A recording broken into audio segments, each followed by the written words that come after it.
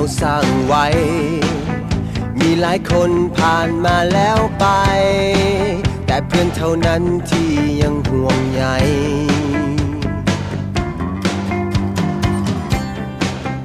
บางสิ่งก็อาจจะเปลี่ยนไปพอเวลาบอกรอท่าไปและเพื่อนเท่านั้นที่ยังห่วงใยโอ้ความจริงใจที่เฮามีให้กันความผูกพันที่มีตลอดมาให้เวลาเป็นสิ่งที่พิสูจน์ว่าจะสุขหรือจะทุกข์ความทรงจำที่เฮาแบ่งปันบ่มีวันที่จะลืมมันมิตรไมตรีที่ยาวนานคือความจริงใจที่มอบให้กันเสมอมา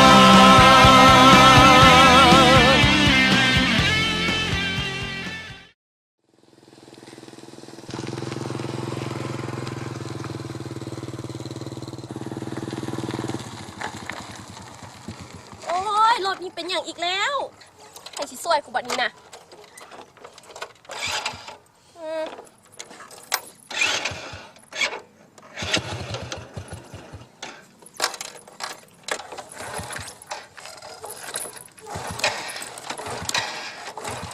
ตายสิให้น้ำบ่ยามอายชอบก็บอกคนดีแต่เร็วแต่เร็ว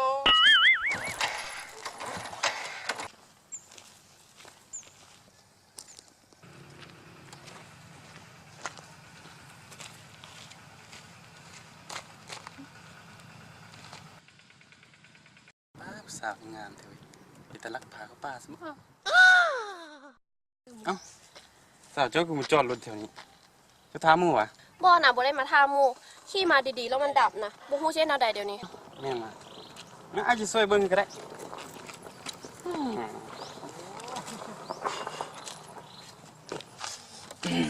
น่า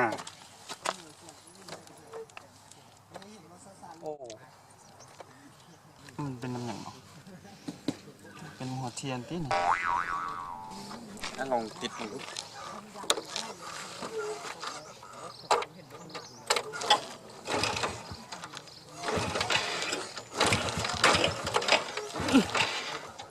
มา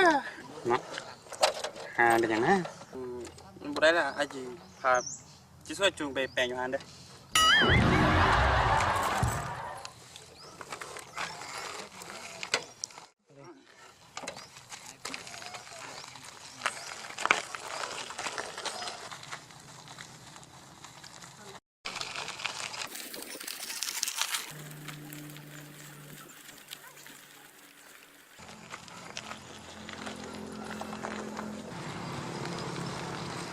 อายุมาไกลปานนี้นะพักก่อนก็ได้แหละฉะนั้นเราพักกันกันเนาะ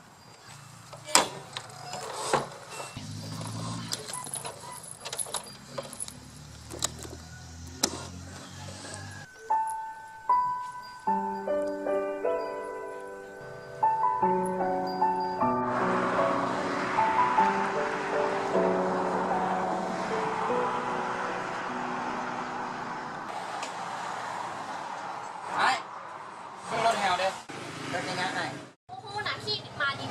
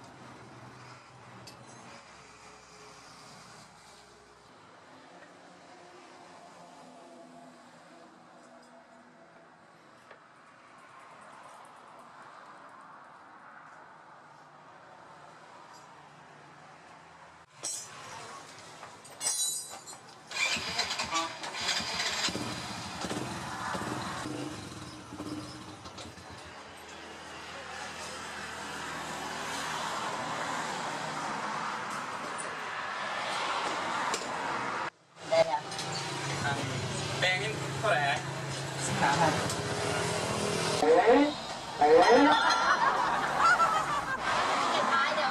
ได้เองก็ได้เท่าไหร่ก่อน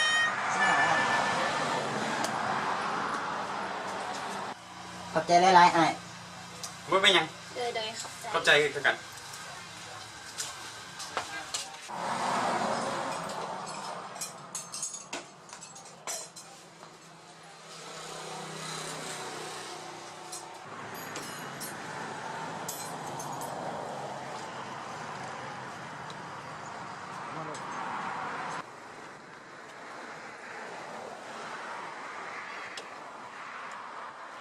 ใจเดี๋ยวไอ้ บ่มี ต้องให้น้องไปส่งก่อน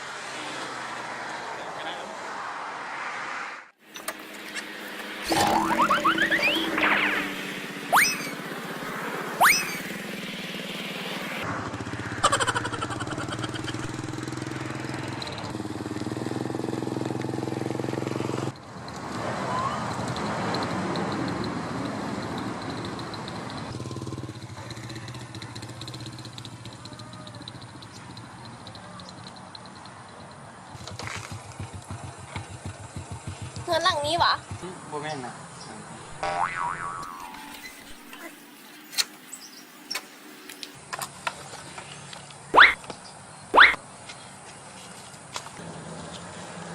เอาไอ้ขอบใจเดี๋ยวไอ้ที่มาช่วยมือนี่ค่ะนะถ้าไม่มีไอ้มาช่วยนี่โมโหเสียตรงไหนแท้ๆเลย โดยไอ้ก็ขอบใจเด้อที่มาส่ง โดยละไอ้ซึ่งยังหวะ ไอ้ซื้อหมอนเด้อแล้วน้องเด้ ซื้อบีน่ะ เมื่อกี้ไอ้ลืมขอเบอร์น้องนะไอ้ขอเบอร์น้องได้บ่ ได้แล้วบอกเอาโทรศัพท์มาแม่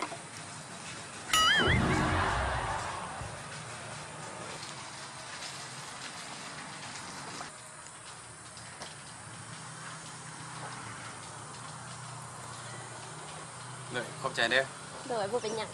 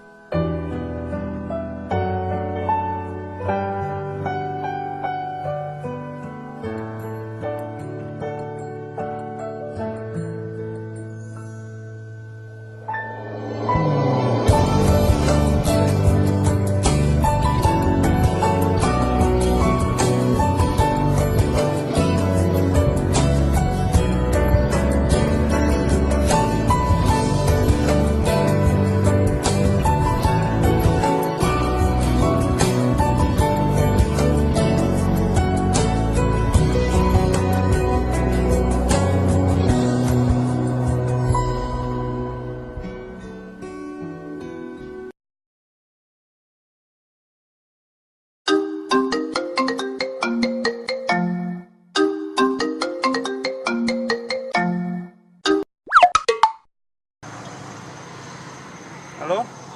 ฮัลโหลไอมอนบอ แม่นแล้วบ่ มืออื่นไอว่างบอ โดยว่าง น้องอยากสวนไอไปลิ้นนะไปกินข้าวอยู่ป่าเลย คันอ้ายไปนำน้องก็จะคืออยู่บ่ ก็สิเป็นหยังไปนำกันไปเป็นครูหนูกับไปนำกันหลายคน โดยได้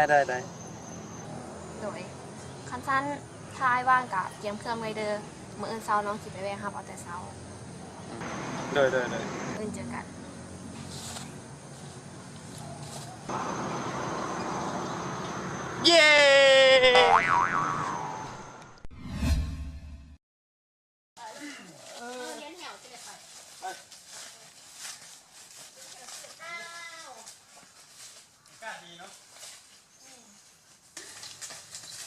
เอาย่างไปดิเด้อ โอ้ยกันอร่อยส่วนมันอยู่นี่เลยโอ้ยเมื่อยเมื่อยสุดวันไม่ยาสู้กำลังห้ามตั้งตายืนหนักแล้วม้วนห่างที่เมื่อยบ่เมื่อยไหววะ วันนี้เหมาะสมกับการตั้งเต็นท์เนาะเอาอยู่วันนี้เนาะ อยู่กับยุ่งเลยเมื่อยกับเมื่อยฮ้อนกับฮ้อน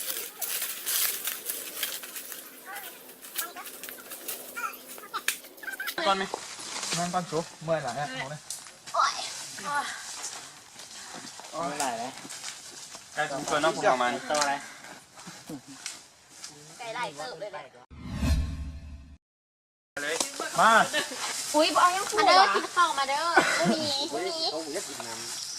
ห่วยจ้าเขา อันนี้เครื่องอันนี้คือบอกว่า ได้ศิลปะมัน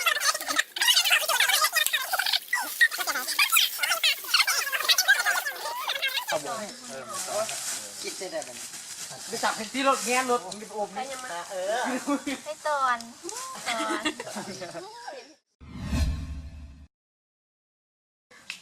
โอ้ยสูบไปหน้าไปห้องน้ำ เด้อ มาเมื่อยบ่เมื่อยมาสวนกูไปกูเดียวแล้วไหม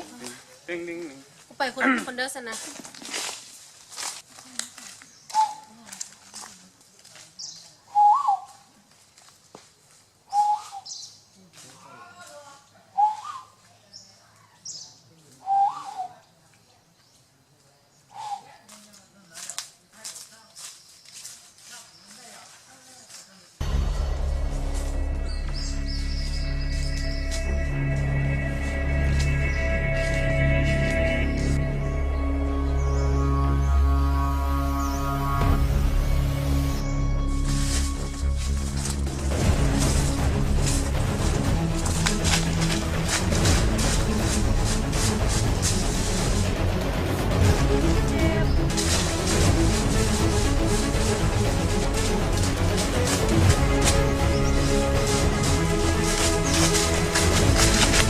ไปทางไหนต่อ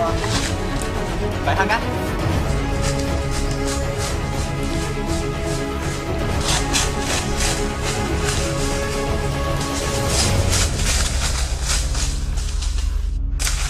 มันไม่ใช่วะนี่แค่ดีวะไปกับเพื่อนมันนะ เจ้าเป็นไผ่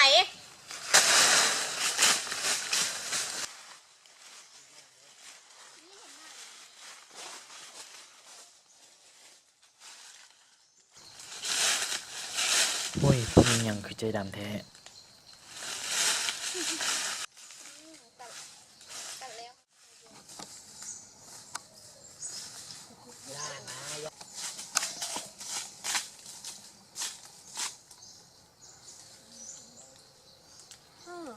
พระเจ้าช่วยเฮาเป็นอย่างเฮาคือผู้ขอบใจกับเจ้าเอาไปใส่แล้ว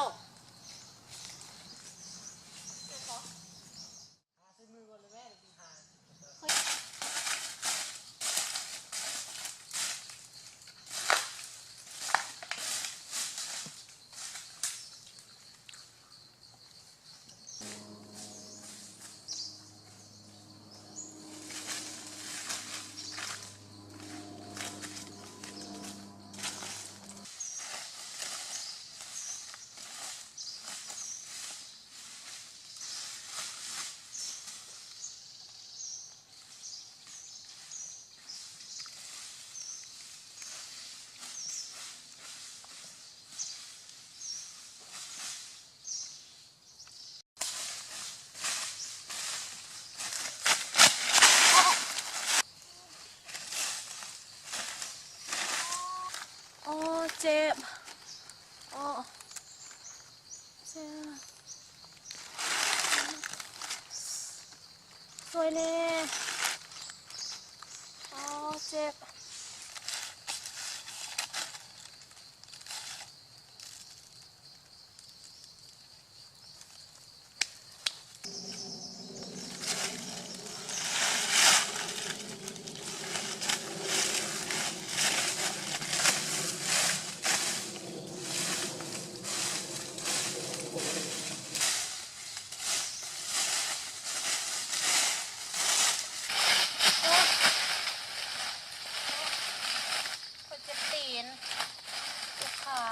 เจ็บที่ใส่เจ็บบุญนี่บอก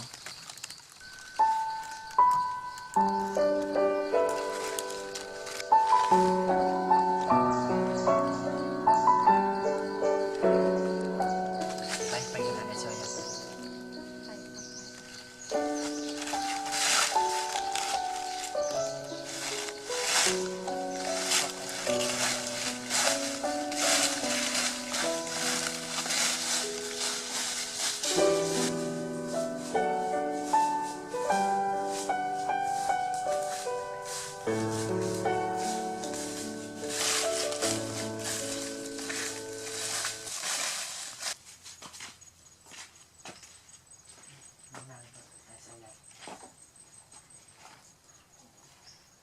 เอาอย่าง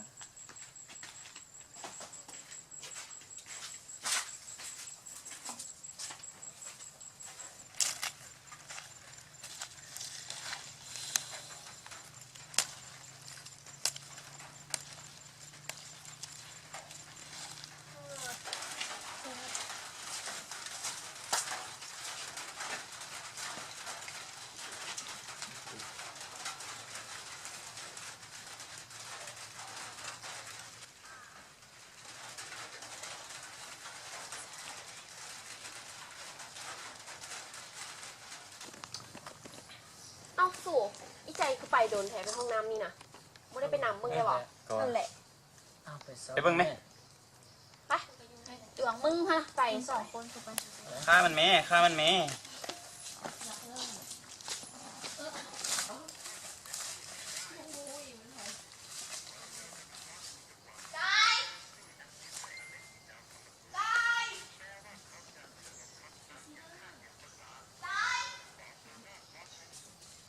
ใจใจเอ้ยไปใส่วะใจ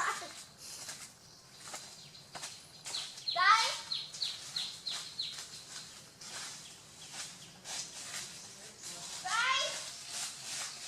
ใจใจ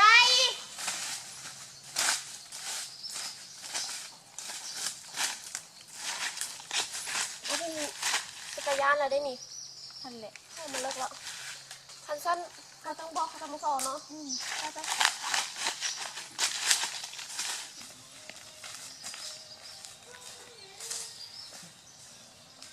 สู่บ่เห็นก็เห็นอะไร เอาแม่นวะ สู่ซอกบนละหวาซอกแล้วจนทอดป้าเลิกคุณน่ะเอ้า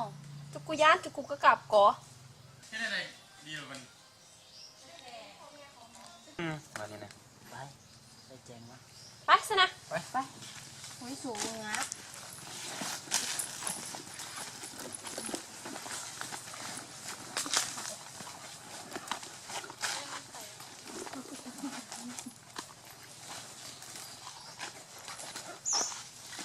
มอนเออเพื่อน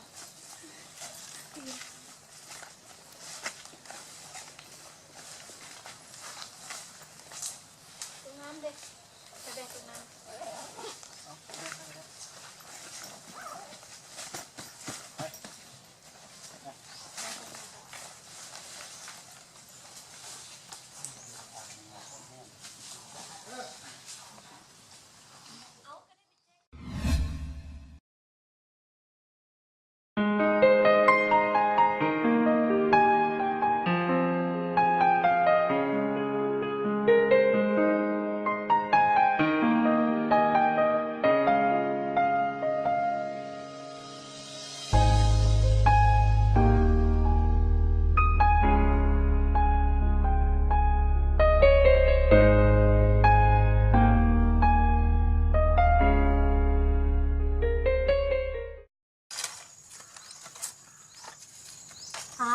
น้องอยากกลับบ้านน้องคิดฮอดพ่อคิดฮอดแม่ ได้ น้องโมโหทางกลับเลย อ๋อไอ้สิไปส่งกันได้ได้ไอ้สิพาไป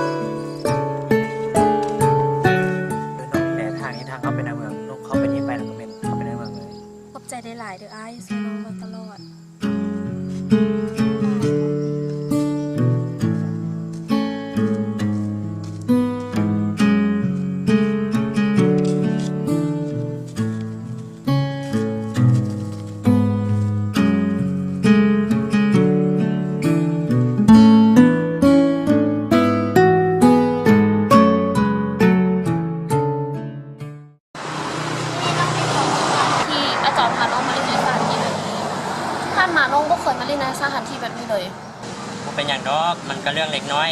เรื่องสำนี้นะมันถ้าไอ้มีเวลาไอ้กับสิบาลลงไปเล่นบอลใหญ่กว่านี้นี่มันโอเคปะ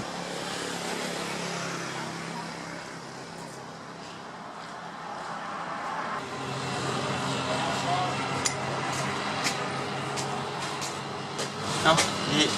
จะมากับผม แฟนค่อย เขาค่อยเดี๋ยวไม่แฟนจะหวังที่ผ่านมาเขาห้องความพักบอก ก็แม่นยุ่งความฮักแล้วคอยยุ่งกับเจ้าแล้วคอยรู้สึกเบื่อรู้สึกรำคาญมีแต่สิ่งเก่าๆเข้ามาในชีวิตของเมื่อหมดผมของ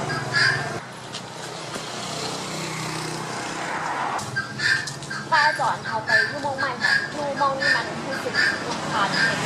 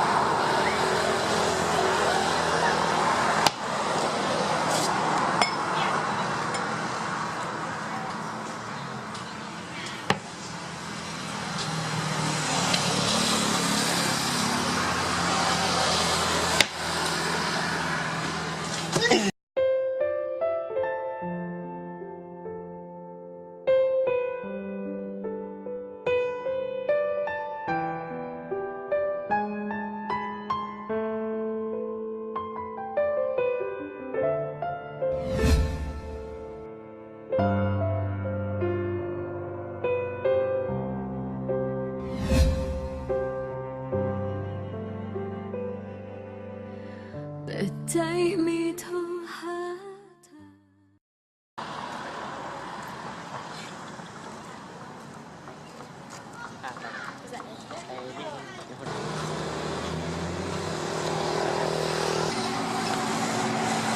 ไอ้จอนคนนี้มันไผ่นี่เอ้าแล้วจะคิดว่าเป็นไผ่จะคิดว่าคอยเป็นแม่แล้วตีบอกแสดงออกมานี่ล่ะ แฟนไอ้ แล้วน้องเธอล่ะ น้องมันก็แค่ของดิ้นเป็นโรคไม้คำทางของไอ้เท่านั้นเข้าใจไปเข้าไป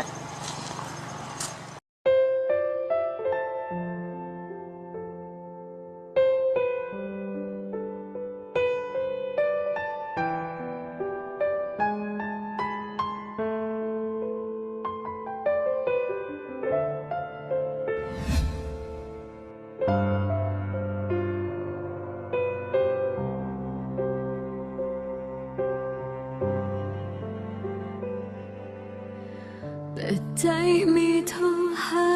เธอ จะเคยได้เจอทุกวัน สิ่งดีๆที่ให้กัน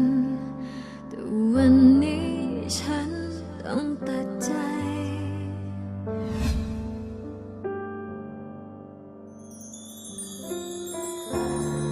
อยากทำใจให้ยอม แต่ใจฉัน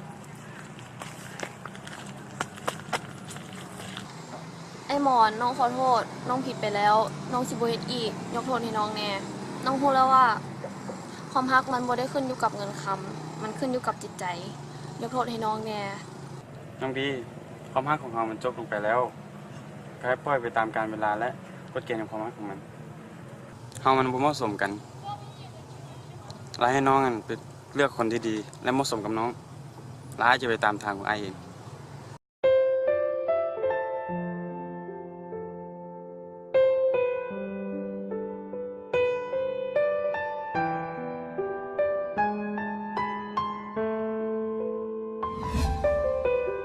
แล้วคอยอยู่กับเจ้าแล้วคอยรู้สึกเบื่อรู้สึกรำคาญมีแต่สิ่งเก่าๆเข้ามาในชีวิตเรามันบ่เหมาะสมกันหรอก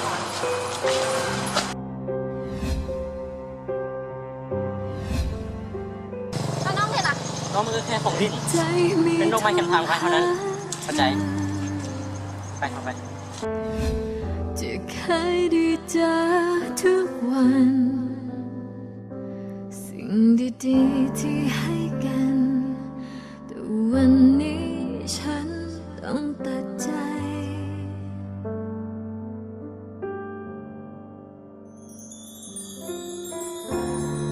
อยากทำใจให้ยอม แต่ใจฉันรับมัน